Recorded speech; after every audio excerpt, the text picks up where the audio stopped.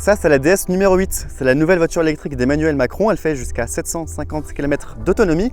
Elle est française et qu'est-ce qu'elle vaut? Ça tombe bien, je l'ai pour moi. Je t'emmène avec moi, je te montre tout ça. DS, vous connaissez peut-être, c'est la marque premium de Stellantis, un peu ce qui est Audi par rapport à Volkswagen par exemple. Et la numéro 8, c'est la voiture la plus luxueuse de DS et donc dans un sens la plus luxueuse de Stellantis aussi, ce qui fait qu'elle est très grande, elle mesure plus de 4,82 m de long. Et surtout, en fait, vous voyez, le profil est super intéressant.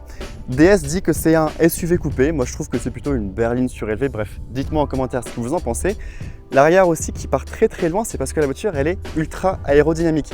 Pour avoir ces 750 km d'autonomie, certes, ils ont mis une batterie immense de 98 kWh juste ici, mais en fait, tout a été calculé pour que la voiture, elle fende l'air et qu'elle consomme le moins possible. Bon, l'intérieur, c'est les goûts et les couleurs, évidemment. Moi, je vous cache pas que j'aime vraiment beaucoup.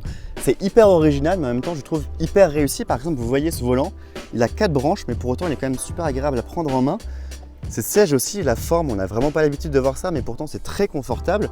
Évidemment, c'est chauffant, c'est ventilé, c'est massant, etc. Vous avez même ici ce qui s'appelle un neck warmer. Ça vous en fait donne un petit courant d'air chaud juste pour la nuque en hiver. On adore. Aussi en termes de finition et de sellerie, c'est très joli.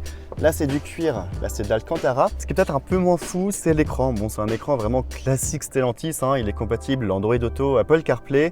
Je vous cache pas que bon, j'aimerais quand même autre chose pour ce niveau de prix. C'est peut-être à l'arrière où c'est un peu plus limite. Vous voyez le toit qui termine très bas, plus les batteries qui forcément augmentent le plancher, ce qui fait que certes on a de la place, mais pas forcément beaucoup. Voilà, je mesure 1,78 m, j'ai pas beaucoup de place à la tête. Les jambes aussi, bon j'ai connu mieux on va dire, surtout encore une fois pour la longueur de la voiture. Après on a quand même une climatisation, on a des sièges chauffants et ventilés, ce qui est quand même assez rare pour une voiture de ce segment. Bon, le coffre aussi fait 620 litres, ça c'est pas mal. Le haillon il est électrique parce que c'est grand luxe. Là vous voyez, vous avez un bagage cabine, donc on peut en mettre quand même pas mal pour les départs en vacances. Là on a la grande batterie plus la sono, donc ce qui fait qu'on n'a pas beaucoup d'espace sous le plancher. Mais si vous enlevez les deux, vous avez quand même pas mal de place pour mettre par exemple vos câbles de recharge, sachant qu'il n'y a pas de coffre à l'avant. Évidemment, une si grosse voiture électrique avec autant de technologie, ça coûte cher. La première version, elle commence à 59 200 € avec 572 km d'autonomie. Si vous voulez la fameuse version 750 km d'autonomie, c'est 63 300 €. Et enfin, celle que j'ai, c'est la version 4x4 avec un deuxième moteur juste à l'arrière.